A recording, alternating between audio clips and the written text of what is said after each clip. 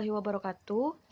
Perkenalkan, nama saya Syifa Kartika Putri, NIM 82. Di sini saya akan menjelaskan tentang model pendekatan pengembangan kemampuan kognitif dan kreativitas anak usia dini. Yang pertama, model pengembangan kognitif dan kreativitas anak usia dini terbagi menjadi 3 model. Yang pertama, model struktur intelek menurut Guilford. Model struktur intelektual memberikan suatu jalan untuk mengorganisasikan kemampuan-kemampuan dalam kurikulum, terutama dalam penentuan kemampuan-kemampuan mana yang perlu mendapatkan perhatian.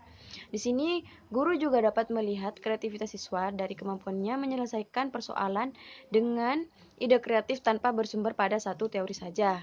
Yang kedua, model perilaku afektif kognitif menurut William. Model perilaku kognitif afektif yang menyatakan bahwa kreativitas tidak hanya kognitif namun juga afektif, di mana aspek afektif dapat dilihat melalui berani mengambil risiko, merasa tertantang, rasa ingin tahu, serta imajinasi. Yang ketiga, model taksonomi Bloom. Konsep taksonomi Bloom dikembangkan pada tahun 1956 oleh Benjamin Bloom, seorang psikolog bidang pendidikan. Konsep ini mengklasifikasikan tujuan pendidikan dalam 3 ranah, yaitu kognitif, afektif, dan psikomotorik. Model taksonomi Bloom terdiri dari beberapa bagian, yaitu pengetahuan, pemahaman, penerapan, analisis, sintesis, dan evaluasi. Selanjutnya, pendekatan pengembangan kognitif dan kreativitas anak usia dini. Yang pertama, pendekatan bioforis. Pendekatan ini mempelajari mekanika dasar pembelajaran. Pendekatan tersebut memberikan perhatian terhadap bagaimana perilaku berubah sebagai respon terhadap sebuah pengalaman. Yang kedua, pendekatan psikometris. Pendekatan ini mencoba mengukur perbedaan kuantitatif dalam kemampuan kognitif dengan menggunakan tes yang mengindikasikan kemampuan ini. Yang ketiga, pendekatan Piagetin memperhatikan perubahan atau langkah-langkah dalam kualitas fungsi kognitif. Pendekatan tersebut memberikan perhatian tentang bagaimana pikiran menstruktur aktivitasnya dan beradaptasi dengan lingkungannya. Ketiga pendekatan ini membantu kita dalam memahami perkembangan kognitif yang kemudian akan diperjelas dengan berbagai teori yang mendukung. Perkenalkan, nama saya Okta Arina Manasikana, NIM 93. Di sini saya akan menjelaskan materi tentang metode pengembangan kemampuan kognitif dan kreativitas anak usia dini. Pengembangan kemampuan kognitif dan kreativitas anak usia dini sangatlah berkaitan dengan penerapannya. Maka dari itu pendidik bisa menerapkan program kegiatan bermain sambil belajar bagi anak usia dini dengan menggunakan metode yang tepat dan yang terdapat pada jenjang lembaga PAUD. Metode itu sendiri mempunyai arti bagian dari strategi kegiatan. Setiap pendidik menggunakan metode sesuai dengan tujuan yang akan dicapai. Sebagai alat untuk mencapai tujuan, tidak selamanya metode berfungsi secara optimal. Oleh karena itu, dalam memilih metode, pendidik perlu memiliki alasan yang kuat dan perlu memperhatikan karakteristik tujuan serta karakteristik anak yang dididiknya. Berikut ini merupakan macam-macam metode bermain sambil belajar dalam mengembangkan kognitif dan kreativitas anak usia dini. Yang pertama, metode bermain. Piaget mengemukakan bahwa kegiatan bermain merupakan latihan untuk mengkonsolidasikan berbagai pengetahuan dan keterampilan kognitif yang baru dikuasai sehingga dapat berfungsi secara efektif. Jenis-jenis bermain dalam mengembangkan kognitif dan kreativitas anak usia dini yaitu bermain konstruktif, bermain untuk pengembangan kemampuan dasar IPA, dan bermain matematika. Yang kedua ada metode bercerita. Metode bercerita merupakan salah satu pemberian pengalaman belajar bagi anak TK dengan membawakan cerita kepada anak secara lisan. Cerita yang dibawakan guru tentunya harus semenarik mungkin serta mengundang perhatian anak dan tidak lepas dari tujuan pendidikan bagi anak TK. Teknik-teknik dalam bercerita kepada anak yaitu diantaranya membacakan langsung dari buku cerita, bercerita dengan menggunakan ilustri gambar dari buku, menceritakan dongeng, bercerita dengan menggunakan papan flanel, bercerita dengan menggunakan boneka, dan bercerita sambil memainkan jari-jari tangan. Tujuan dari metode bercerita bagi anak usia dini diantaranya yaitu menstimulasi daya imajinasi dan kreativitas anak, memperkuat daya ingat, melatih dan mengembangkan kecerdasan anak sebagai langkah awal untuk menumbuhkan minat baca anak. Dengan demikian, dapat disimpulkan bahwa dalam metode bercerita merupakan usaha penanaman materi-materi pelajaran agar membekas dalam bentuk pemahaman dan pengalaman pengembangan kognitif anak. Selanjutnya ada metode karya wisata. Karya wisata merupakan salah satu metode melaksanakan kegiatan pengajaran di taman kanak-kanak dengan cara mengamati dunia sesuai dengan kenyataan yang ada secara langsung, yaitu meliputi manusia, hewan, tumbuh-tumbuhan, dan benda lainnya. Pengamatan secara langsung bagi anak untuk memperoleh kesan yang sesuai dengan pengamatannya. Pengamatan ini juga diperoleh melalui panca indera, yakni mata, telinga, lidah, hidung, serta tangan. Manfaat dari metode karya wisata bagi anak TK yaitu dapat dipergunakan untuk merangsang minat mereka terhadap minat sesuatu, memperluas informasi yang telah diperoleh di kelas, dan memberikan pengalaman mengenai kenyataan yang ada, dan dapat menambah wawasan. Yang keempat yaitu metode eksperimen. Metode eksperimen merupakan metode yang ditandai dengan kegiatan melakukan percobaan dengan mengerjakan sesuatu dan mengamatinya serta kemudian melaporkan hasilnya. Tujuan dari pelaksanaan pemberian eksperimen menurut Drukgyal yaitu sebagai usaha perkenalan anak diajak untuk berkenalan dengan alat, bahan, serta cara kerja alat tersebut.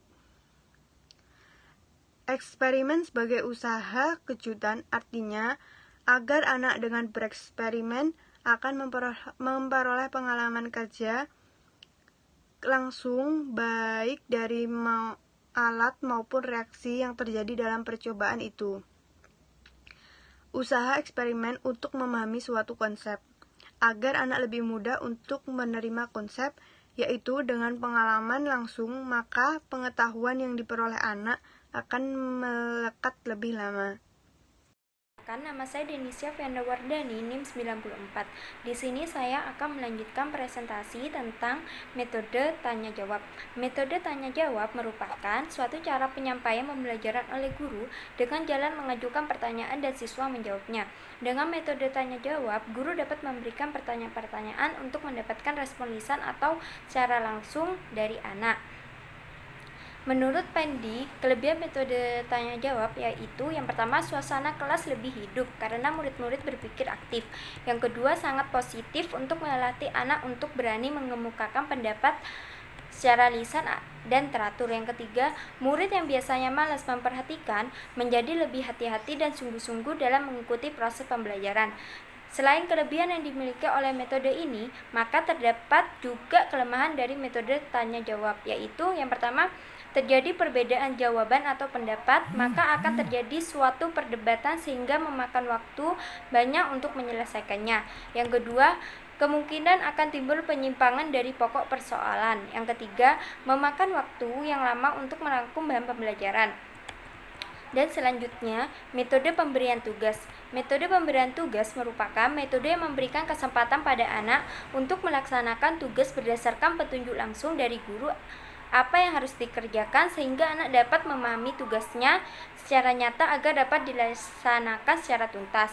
Dengan mengerjakan tugas yang diberikan diharapkan ada perubahan tingkah laku anak yang lebih positif sesuai dengan tujuan perkembangannya. Metode pemberian tugas yang dimaksud agar yang pertama, memberi kesempatan pada anak untuk belajar lebih banyak.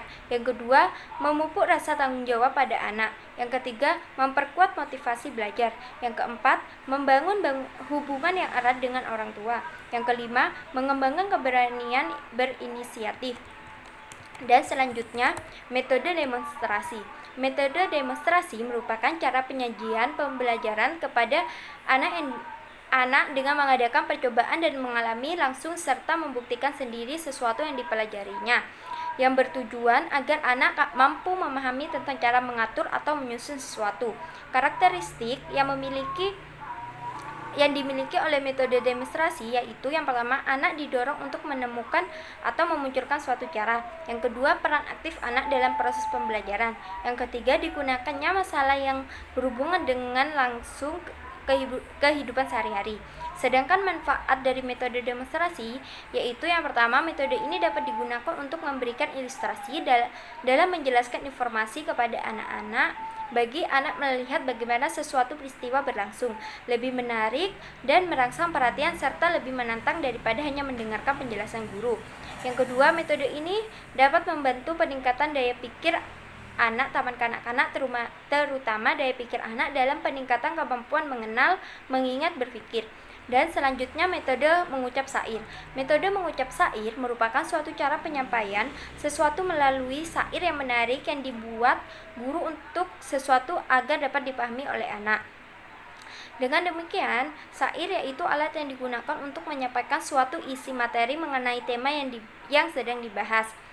Dengan demikian, guru dituntut agar memiliki kreativitas yang tinggi dan membuat syair-syair yang sesuai dengan tema dan subtema yang telah dirancang. Dan selanjutnya, metode sosiodrama. Metode sosiodrama merupakan suatu metode dramatisasi untuk memecahkan suatu masalah yang dramatisasikan yang tidak menggunakan bahan tertulis, latihan terlebih dahulu, dan tahap menyuruh anak untuk melafalkan sesuatu. Selanjutnya, dapat meningkatkan hubungan sosial melalui berkomunikasi, berekspresi, dan bermain peran, dan biasanya menceritakan kehidupan sehari-hari anak, sehingga hal ini sangat membantu mengasah kecerdasan kognitif anak usia dini. Tujuan dari metode ini adalah yang pertama, untuk melatih anak mendengarkan dan menangkap cerita singkat dengan teliti. Yang kedua, untuk memupuk dan melatih keberanian anak. Yang ketiga, untuk memupuk daya cipta dengan melihat cerita tadi dan menyatakan pendapat masing-masing. Hal ini sangat baik untuk menggali kreativitas berpikir anak. Selanjutnya, yang ketiga, di sini saya akan menjelaskan mengenai materi yang ketiga, yaitu tentang strategi pengembangan kemampuan kognitif dan juga kreativitas anak usia dini. Jadi, dalam mengembangkan kemampuan kognitif dan kreativitas pada anak usia dini, terdapat beberapa strategi yang harus diterapkan dalam mengembangkan kemampuan tersebut. Nah, dalam melaksanakannya, strategi-strategi tersebut diciptakan sedemikian rupa untuk dapat mengembangkan kemampuan kognitif dan juga kreativitas pada anak secara optimal. Nah, yang pertama di sini saya akan menjelaskan beberapa langkah yang bisa dilakukan untuk meningkatkan perkembangan kognitif pada anak usia dini. Yang pertama yaitu meningkatkan kemampuan berpikir logis. Berpikir logis sangat dibutuhkan oleh anak-anak karena kemampuan ini dapat mendidik kedisiplinan yang sangat kuat. Selanjutnya, yang kedua yaitu menentukan hubungan sebab akibat dalam pengertian yang lebih luas. Menemukan hukum sebab akibat dapat ditemukan dengan membuat hubungan antara dua variabel atau lebih. Nah, dari dua hubungan tersebut dapat diketahui bahwa akibat dari suatu peristiwa ada sebabnya. Semisal penyebab kematian adalah sakit, penyebab rumah terbakar adalah hubungan arus pendek, dan penyebab mesin mogok adalah kerusakan dan lain sebagainya. Yang ketiga yaitu meningkatkan pengertian pada bilangan. Pernahkah Anda menemukan orang yang sangat cepat dalam menghitung? Bukan menghitung dengan kalkulator atau komputer, melainkan berhitung secara awangan atau mencongkak. Nah, jika pernah, maka ketahuilah bahwa orang tersebut mempunyai kepekaan terhadap bilangan tertinggi. Nah, selanjutnya saya akan menjelaskan mengenai strategi pengembangan kreativitas pada anak usia dini. Jadi, kreativitas itu merupakan suatu produk pada level tertinggi. Untuk mengembangkan siswa yang kreatif, diperlukan guru-guru yang memiliki kompetensi. Nah, kompetensi tersebut dapat dijelaskan sebagai berikut. Yang pertama, yaitu berpengetahuan tentang karakter dan kebutuhan siswa kreatif. Kedua, terampil mengembangkan kemampuan berpikir tingkat tinggi. Ketiga, terampil mengembangkan kemampuan siswa memecahkan sebuah masalah. Keempat, mampu mengembangkan bahan ajar untuk menantang siswa lebih kreatif lagi. Kelima, yaitu mengembangkan strategi pembelajaran individual dan kolaboratif. Keenam, yaitu memberikan toleransi dan memberikan kebebasan sekalipun hal tidak dikehendaknya. Jika ternyata perilaku berbeda itu menghasilkan produk belajar yang lebih kreatif.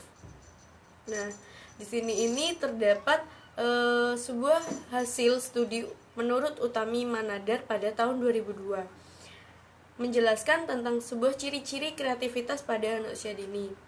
Ciri-ciri tersebut yaitu yang pertama, terbuka terhadap pengalaman baru. Kedua, kelenturan dalam bersikap. Ketiga, kebebasan dalam ungkapan diri. Keempat, menghargai fantasi. Kelima, minat dalam kegiatan kreatif. Keenam, yaitu memiliki tingkat kepercayaan diri terhadap gagasan sendiri. Ketujuh, yaitu mandiri menunjukkan inisiatif. Dan kedelapan, yaitu kemandirian dalam memberi pertimbangan.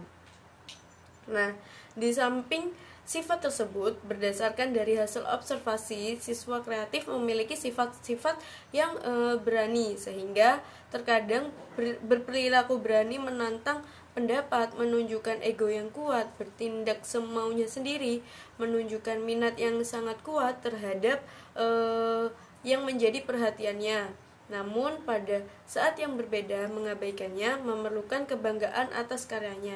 Jadi sifat-sifat tersebut sering bertentangan dengan yang guru harapkan.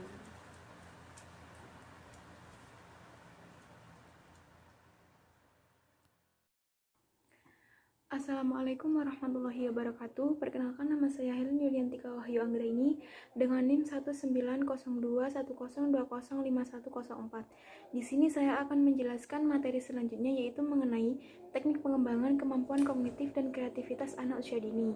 Teknik pembelajaran itu sendiri yaitu cara konkret yang digunakan guru dalam menerapkan suatu metode pembelajaran. Di sini, guru dapat berganti-ganti teknik meskipun dalam koridor metode yang sama. Satu metode dapat diaplikasikan melalui berbagai teknik pembelajaran. Ada beberapa macam bentuk teknik pembelajaran, yaitu yang pertama adalah teknik diskusi.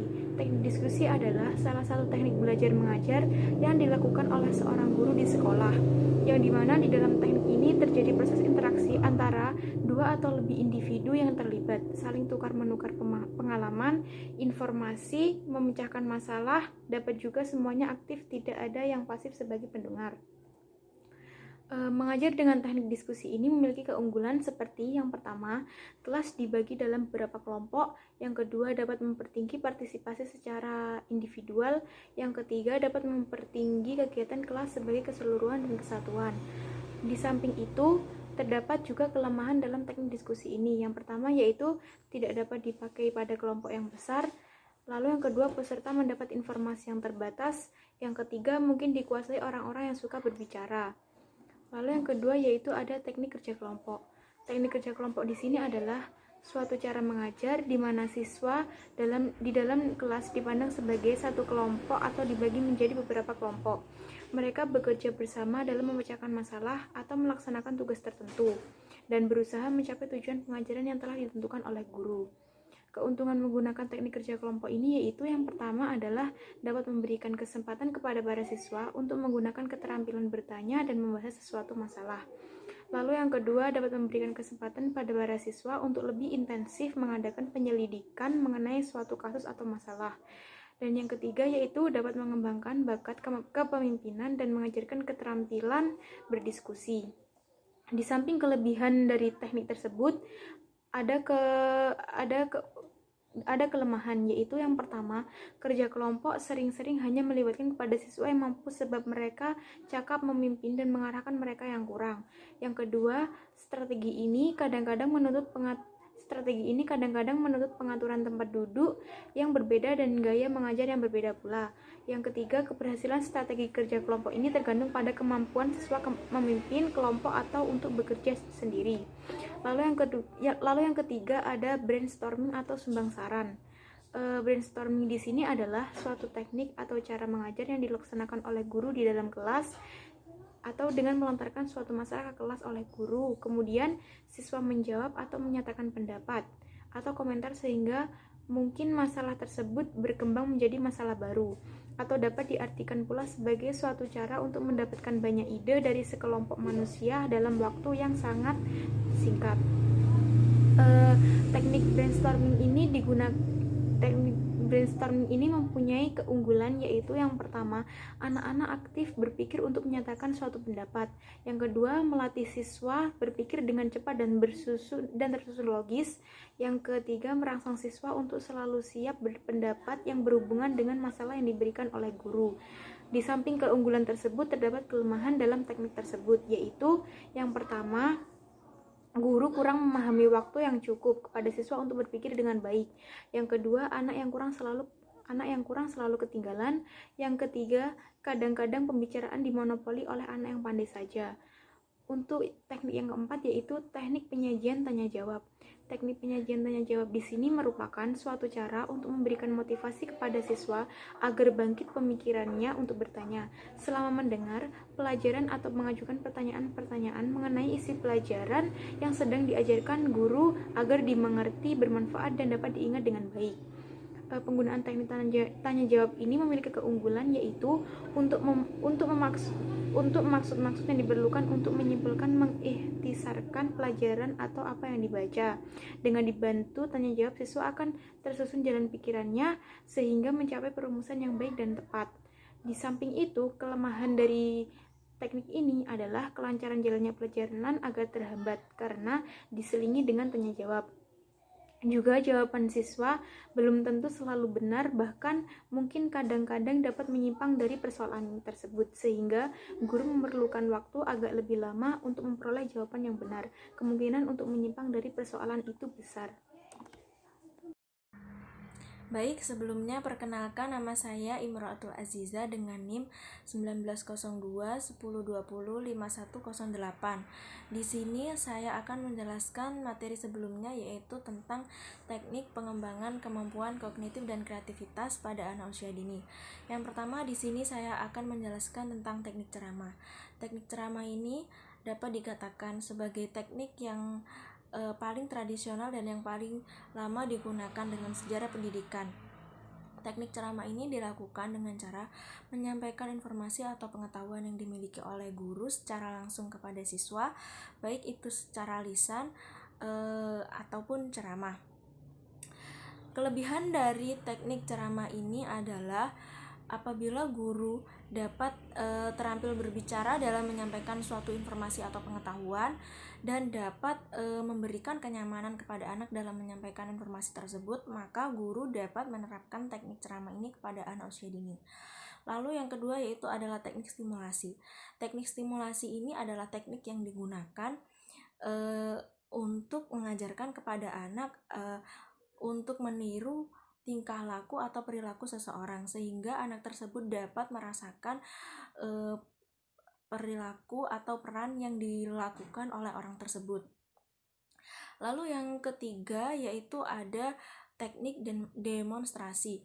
Teknik demonstrasi ini dilakukan oleh guru dengan cara memperlihatkan kepada peserta didik bagaimana suatu proses kegiatan itu dilakukan, sehingga dapat memungkinkan siswa untuk melihat, mengamati, mendengar, ataupun meraba dan merasakan dari proses suatu kegiatan yang ada.